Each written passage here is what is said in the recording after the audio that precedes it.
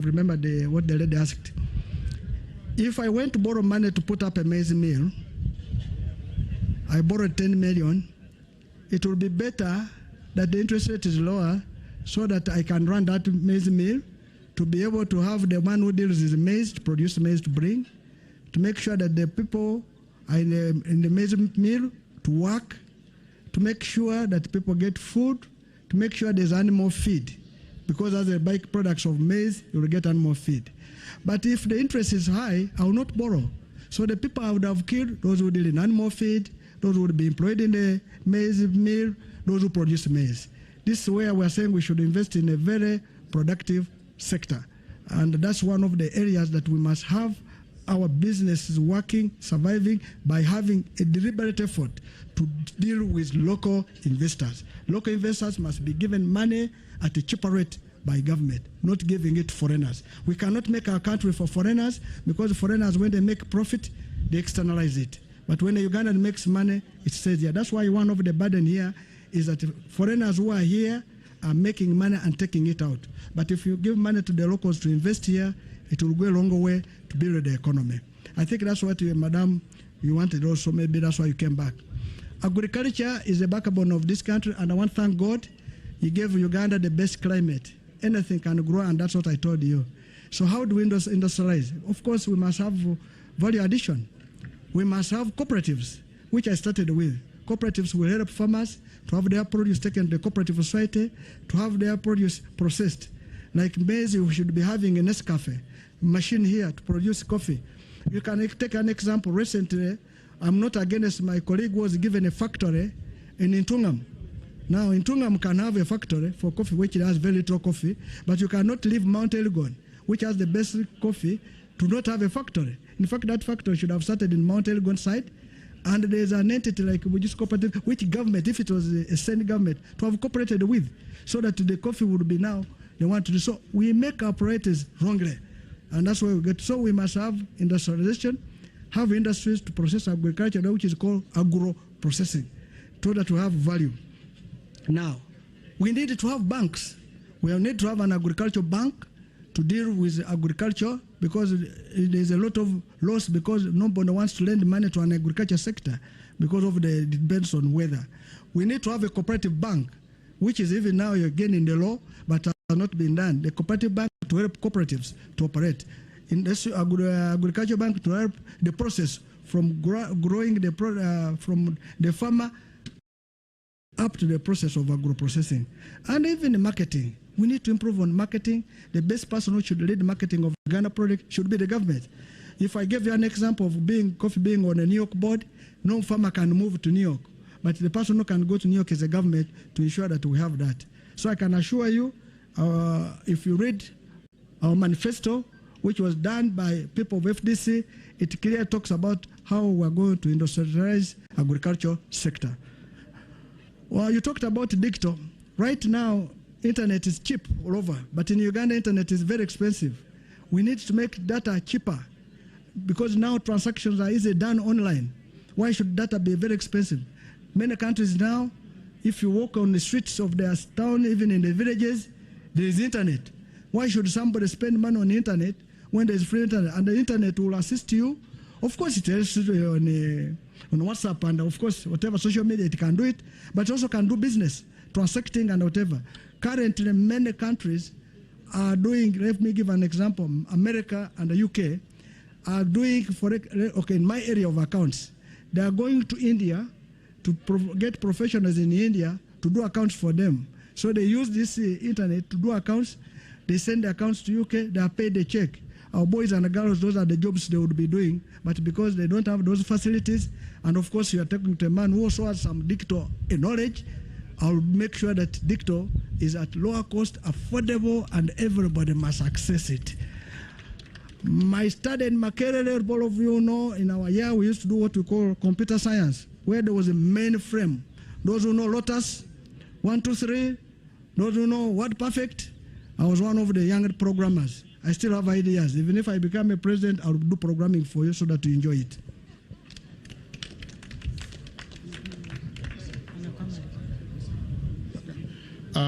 Thank you very much. Thank you so much. I'm told. Candidate I have finished all your questions. Now I want to ask all of you, the media people, be my campaign managers. Tell the whole world that the best candidate is Nandala Mafabi. I want to ask people of Uganda again that I'm your candidate. I'm a candidate who has no hate, who has no hatred, who comes to build bridges, who loves every Ugandan. I am one of those whom we should trust. Above all, I am a God-fearing person. I love God. I love my God. I have been married with my wife, Flora Nandala, the woman, for 32 years. And we have no plans of leaving each other. And we want... I came here with my bishop. I want to introduce my bishop and his wife, Bishop Patrick Girod and Mama. Thank you for escorting me. Of course, all those people are people of FDC. I want to introduce my brother Jack Sabit, who has been my mentor from civil service up to now. I want to introduce my brother Poa, whom I've known for over 30 years. We live together. I want to talk about my sister, Margaret. Thank you for being there for me in all those dungeons. Colleagues, I am so grateful. I can tell you I have a friend of mine I met in Parliament in 2001. He's called Chiwanda Godfrey. Mama Tata Sovi. That was my brother until he crossed and abandoned me. But I'm asking you as the chairman of NSF, please join me. I want to thank my nephew for joining this meeting. This is my nephew, Dr. Sranda, from Secretary General of FDC. Thank you, thank you.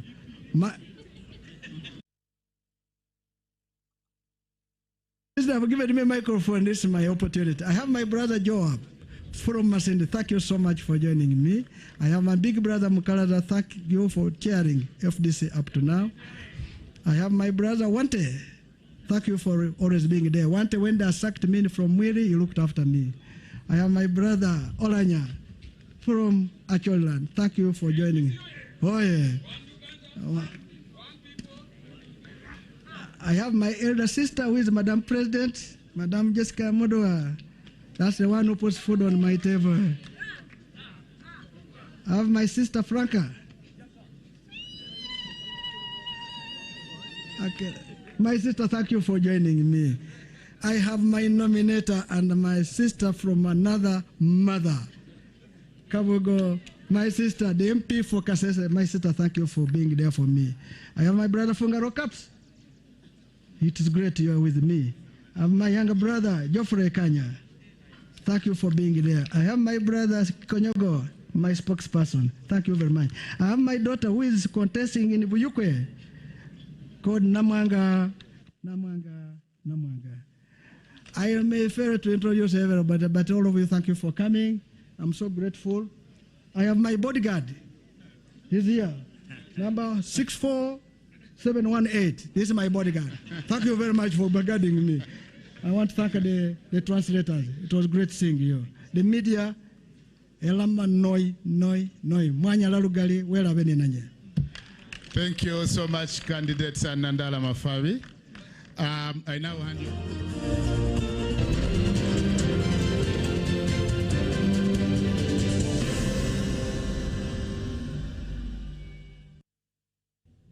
Candidate Nandala Mafabi, after addressing the media, which is part of the organization of the event, because after being duly nominated by the Electoral Commission, then you handed over your security car with a team of security personnel to give you 24/7 protection. And thereafter, you go and address the media. He talked of a number of issues that he's going to be handling. And of course, we know for FDC, among all the contestants so far, they have their manifesto. It was launched, so it is already known. You can just pick interest and go into that. It seems, to a certain extent, to be so good to be true. And I know Ugandans could have picked out a number of things. He explained a number of things, but no, I'm not alone. I have Adope Francis, who is the National Youth Leader, Forum for Democratic Change. Now, still, we are seeing him. He's going to be moving out of the venue and heading to Kasoko, so that is in Butabika, where he's going to be addressing his first rally as a presidential candidate. But remember, campaigns are not officially opened. Campaigns will officially kick off on the 29th of this very month, and they will run to the 12th of January this very month. Now, as of now, you're just having that first rally after nomination. But also the good news is that also the Alliance for National Transformation president of Agbera in this race, retired General Mugisha Muntu, will also be nominated today. He has fulfilled the requirement of the signatures and has been issued with a certificate that, yes, he has been able to avail at least 100 signatures in a minimum of 100 signatures in 98 districts, making a 2/3 of the districts in Uganda. Now, coming back to the gentleman I have in studios, beginning with that from the FDC, your president, your party president, has talked about unifying, building bridges. Now, when we look at this race, 2026, one of the things that comes out properly is, much as you have NRM as a competitor in 2026, it also seems more as opposition competing against opposition. You know, you'll hear many, actually, even he also hinted when he said, I'm told they could not even raise signatures. You heard that phrase? You know, I'm told they could not even raise signatures. I think was it updated that Ant has already been able to do that. Do we see any way of bridging these gaps? Some countries have even come up with one sole candidate for the opposition. This wasn't it. Yeah, I think, first of all, I would request you, all of you, that you join me and we salute the presidential candidate who has been nominated by really slanting the one Uganda, one people slogan, because we are all aiming for a better Uganda. One Uganda, one people. You replied that one people. One Uganda, one people. No, the slogan is for Ugandans. But when you look at what the president has spoken, I'm just too sensitive that you have picked out, you are interested in picking out that concept specifically. But to me, I would wish that maybe we would start on the good that he has spoken before going to that. But for your interest specifically, to make your interest really be attended to, for us in the FDC, there is what we call a perception, there is what we call a fact, and there is what we call the truth. The presidential candidate, in his speech there, he has been very clear. Even when they asked him that question, he has elaborated clearly what has been happening in the FDC, like it does even in a home.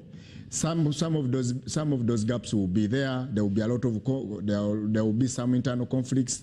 But the president has been very clear that some of the issues that has caused the split of the FDC, like the way he has explained from the time of the 2000 to 2012, the Honorable Kamia forming Uganda Federal Alliance, the Honorable Mugisha Muntu forming in 2017, and now the current one of the Umlodi Lukwago forming PFF. All those demographics, they have been really under one factor, which is the quest for power, which is the biggest problem in this country.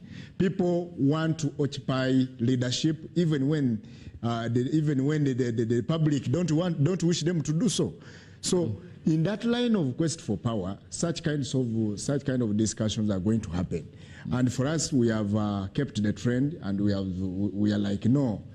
In such a situation, the FDC calls for all people, even those that are aggrieved, to really put all those factors aside and come back home.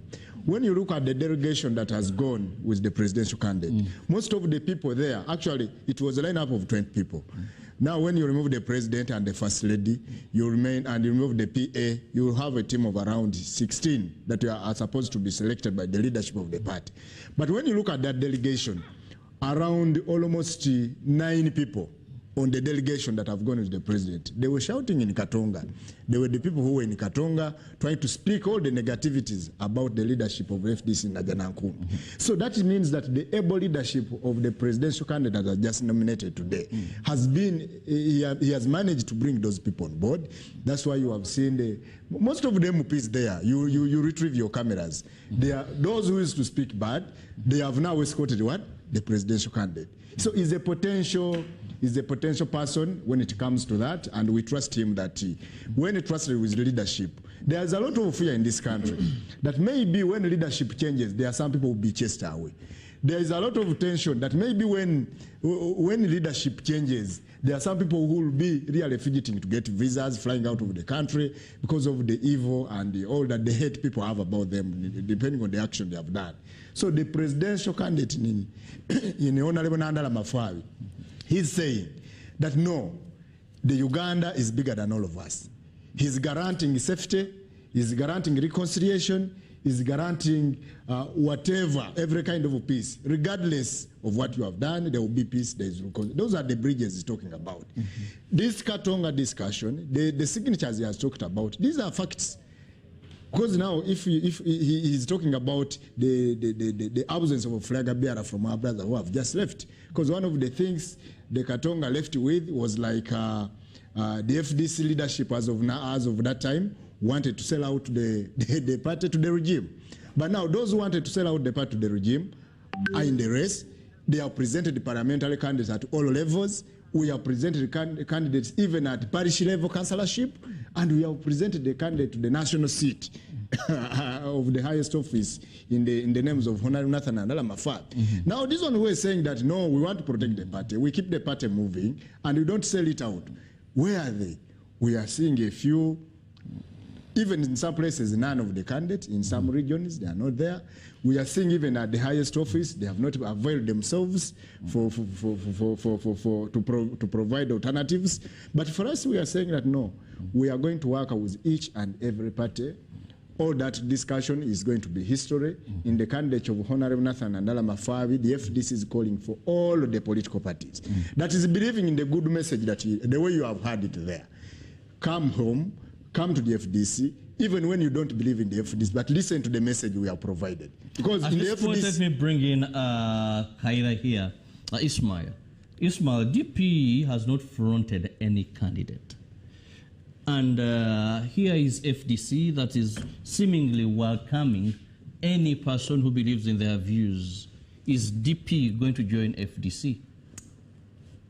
Well, thank you so much for that question. I want, first of all, congratulate the FDC for nominating a very brilliant and a good candidate in the names of Honorable Nandala Mafabi James. I've tried to be so much critical at the time when he was arriving in the tent, at the time when he left after his media brief. It is just, there is actually some, I don't know whether I can call it injustice or unfairness. The kind of questions which they have asked Honorable Nandala Mafabi are the questions which actually were supposed to go to the president of Uganda.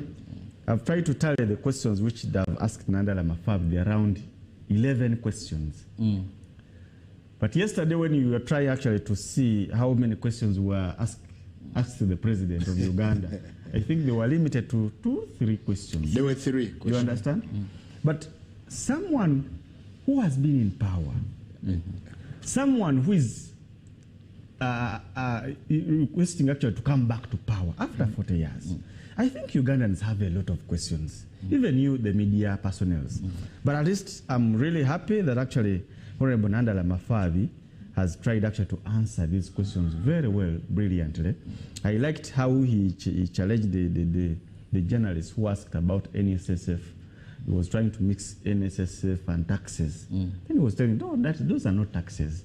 That is an NSSF. That is your own saving, which should help you. Actually, if he was to be a bogus politician, he was going to quail on that one. No, he's a smart. Yes, now that yes, he's very much intelligent. With figures, economy, you don't mess with. Now, coming to your question, it is really absurd that the opposition candidates, I'm not seeing any opposition candidate actually who has come to really put a fight to remove President Museveni. Now, this is my own analysis. Yes, and you're entitled to that. Because President Museveni, the person who has been in power for 40 years, we expect that actually, I don't think there is any opposition leader who can match him as far as security is concerned. There is no any opposition leader who can match him as far as finances are concerned. There is no any opposition leader who can match him as far as human resource is concerned. At this time, I would not be expecting the opposition now throwing stones to each other. But I've actually heard from him when he's actually criticizing his fellow opposition. Right now, if there is any opposition leader who was very really serious actually to remove President Museveni, actually, by the time we come for nominations here, we would have seen at least a certain unity within the opposition first. Who is going to manage the funds? Who is going to be in charge of mobilization of funds?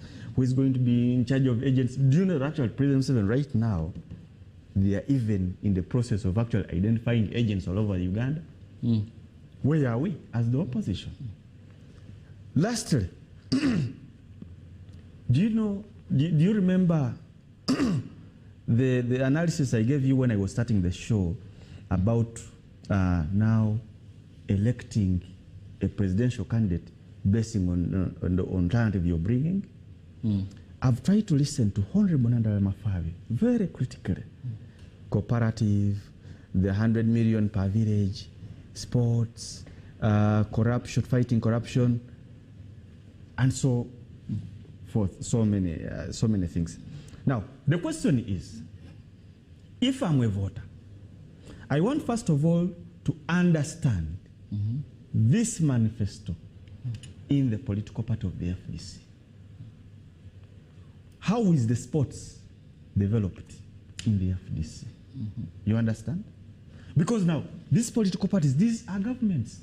This is a full government, which we try actually to depict that actually, when we are in government, this is how we are supposed to behave. You understand? Alternative government. Exactly. Now, I want now to understand how has this manifested in the FDC internal politics? How are the cooperatives moving in the members of the FDC countrywide? You understand? How have you fought corruption in the FDC? Should we think that actually there is not anything like corruption? What is your policy of corruption in the FDC? Literally, that's how Ugandans are supposed to vote. But coming to give you a manifesto, good manifesto, speaking everything, yes, it is a very good manifesto, and I've liked it. But practically, when you had the chance as a leader in the FDC, how far have these things gone? And the same question applies to other presidential candidates. Now, I'm trying now to bring out the other narrative of political party dispensation. Ismail, are you aware? It is not about. Are you aware what you're saying is very important? Yes. But you're not answering the question I put to you. Yes.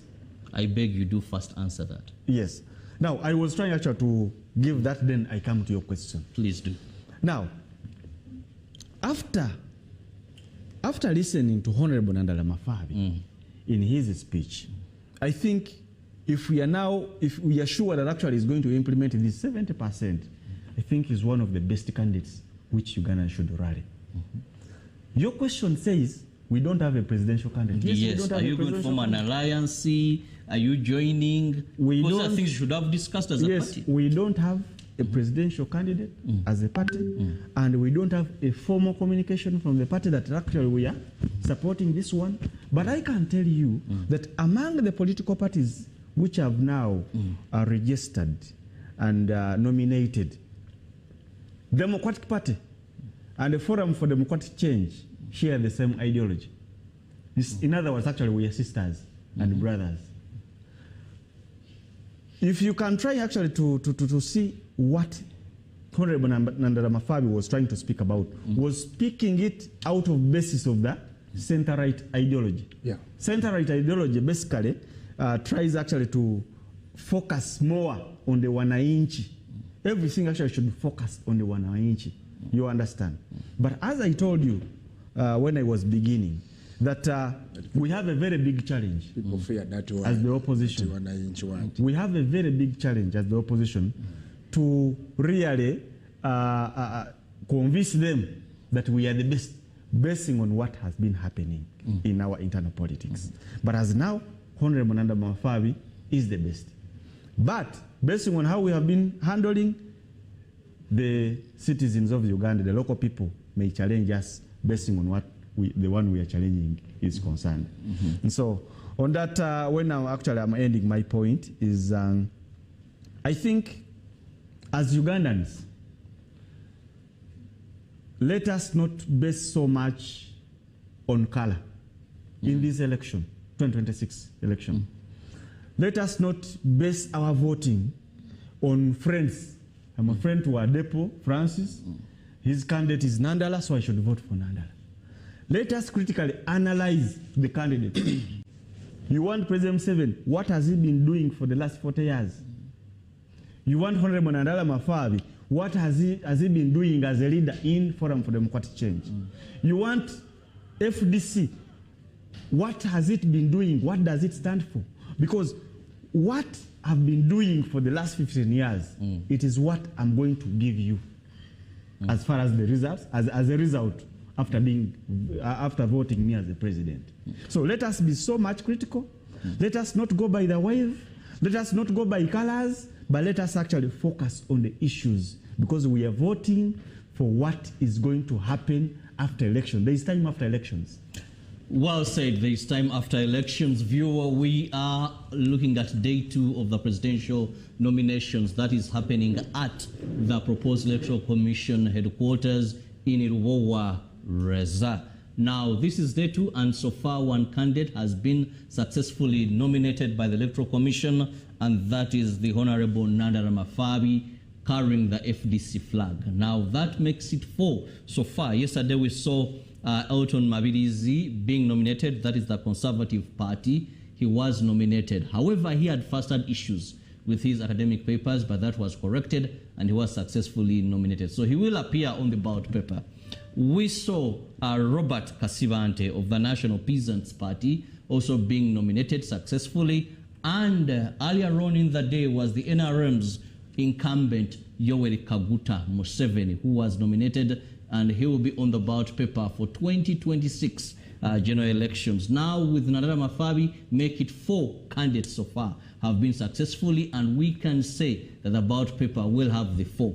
Now, we are reliably informed that Robert Kyagulanyi Ssentamu of the National Unity Platform will also be nominated later on. I think the agreed time was 2 p.m. that he will be at Lubowa, the proposed site for the Electoral Commission quarters, which is the nomination grounds to be nominated. But also information came in through the Lord Justice Chairperson of the Electoral Commission, Simon Byabakama, who said that yes, also the Alliance for National Transformation, a flag bearer and president, retired General Mugisha Muntu, fulfilled and was issued with a certificate after having his signatures that he presented verified. So it means he is also going to be nominated. Now he's among those. So when you make the count, that brings it so far to 6 candidates. But don't forget that we had 225 peak nomination forms. 41 did return the forms. Now, it is the Electoral Commission to verify these signatures.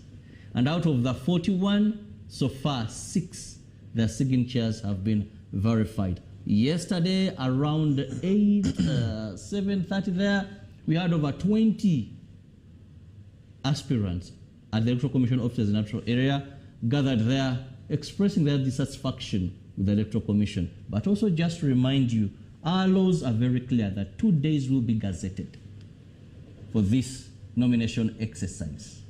Now that means if by closure of business today, you have not been nominated, Ugandans will thank you for having tried, for having loved, but you will not have met what it takes. Now, coming back to you, Francis, I've listened so far to all the presidential candidates. Apart from, I think it was Robert Kasibante who didn't give us so much. He said, those are in my manifesto. He didn't talk so much. Elton John also Mabidi has also tried to give us some. But Nandala Mafabi, something unique has happened. One, he had longer time than any of the others. He has content. He was given a lot of time. Depends on the content. But also he moved with a better half. Yeah, true. I think it was only President Museveni who came with Mama Janet Museveni and now Nandala Mafabi. The others didn't. But he seemed to know Uganda's problems very well. Just like His Excellency knows them very well. He seemed to have a solution to all the problems. Just like His Excellency has a solution to all the problems. But it seems we have a challenge in implementation. The manifesto that tells Ugandans 100 million shillings per village, you know, that assures also leaders at village level of their money. Then more money placed in cooperatives, more money placed in circles, you know. This may seem so good to be true. How can you assure Ugandans that actually this manifesto will be implemented? No, one of the challenges we have in not only in Uganda, but again in Uganda it is too much. People don't want to read. From the start, when I was on this show, I have given a link that just go to www.fdc.ug/manifesto. You are going to get this document there. It is a 65-page document, well elaborative. And in our meeting yesterday, we agreed that we are going to simplify that manifesto into a 10-page document, small, pocketable, that you can even put it in the pocket and revise it and know how FDC is going to really handle.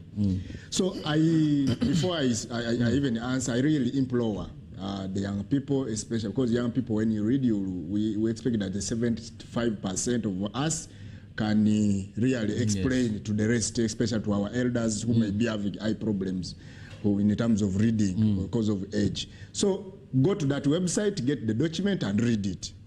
But the president has been very clear when it comes to getting the 100 million per village. Don't forget that he has also talked about the 1 million graduate grant. Every graduate on your graduation day, so long as you have prepared yourself, presented a proposal on how you can invest the 1 million and make it productive for yourself as you seek for the jobs that may be one. That man report, the Auditor General's reports every year. There are a lot of money, trillions that are wasted in corruption. There are a lot of trillions that are wasted in unnecessary exorbitant expenditures by the government. So for us, we are saying that, guess what? What we shall do when we take over leadership, he has told you we need 2 MPs per district. We don't need, like, for example, in Kamuli, where I come from, we have 5 constituencies. So 5 MPs from a district, a smaller district, 5 MPs, and there are even a discussion that they should split it and maybe they get more constituencies. What are these MPs doing in parliament? The other report, which was released by media, I think one of the media houses here, the press, they brought out a report that they released that in 3 years, there are some MPs who have spoken once, others have never spoken, but these are the people who are getting the highest salary in this country, 30 million, and that's where we are. So we are saying that let these expenditures be cut down. The money is going to be available.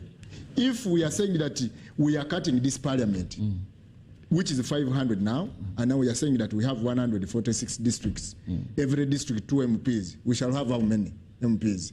And this salary, which is going there, the 30, and we only talk about the salary, but people don't know about the allowances, the weekly allowances, the what. So you'll find that one person is earning around 50 million in 1 month. So when we cut all that expenditure, the money is going to be available to give the villages. When we cut such exorbitant expenditures, the money is going to be available to give the graduate. So you're talking about cutting unnecessary expenditures. Unnecessary expenditures and making sure that there is we minimize corruption. We minimize corruption. And the money will be now, a quick one before you go for a break. I want to bring in Ismail here. Every candidate has spoken to the press. Questions have been asked. And we are eager waiting for manifestos. FDC have a manifesto. Do Ugandans, you've been in the politics of this country for some time, and I believe you also respond to this. Do Ugandans vote manifestos? Do we vote basing on what someone is going to do for us? Do manifestos mean much in Uganda's politics?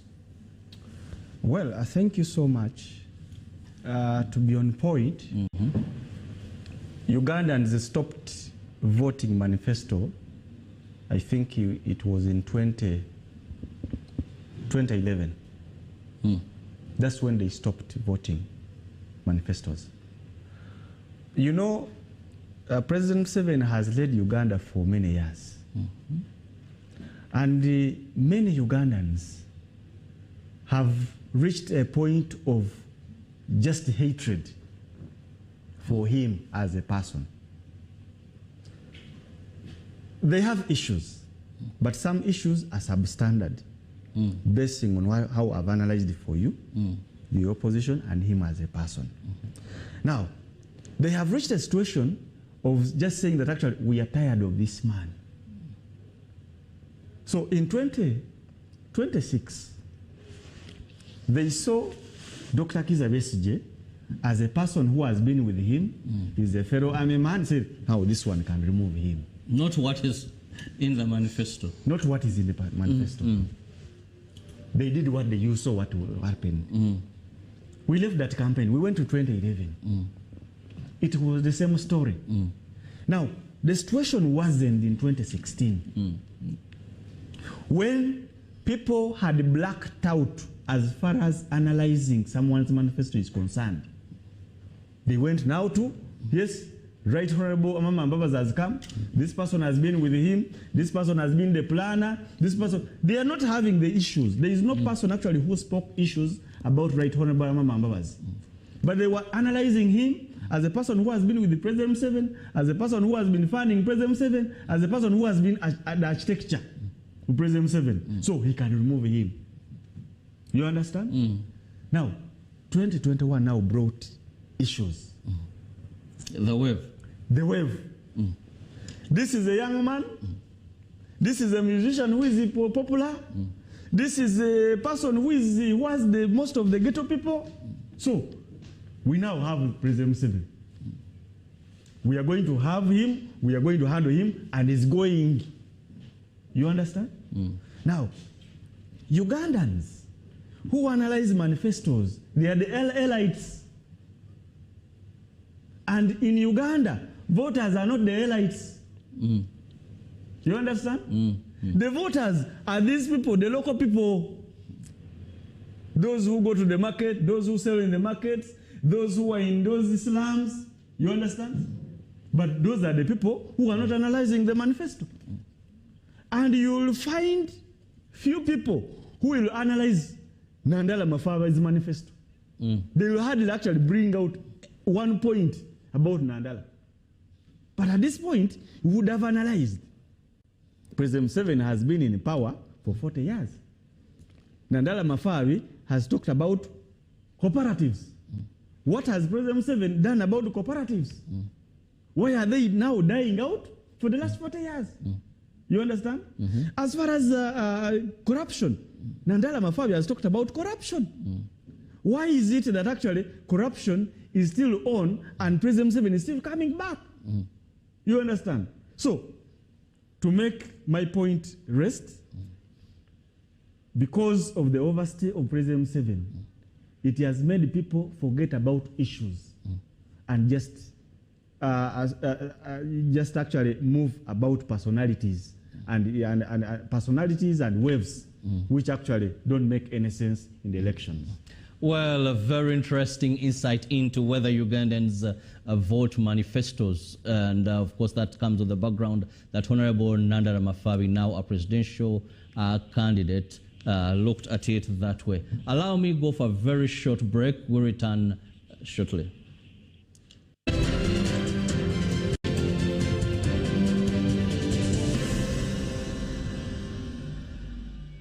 Exercise can't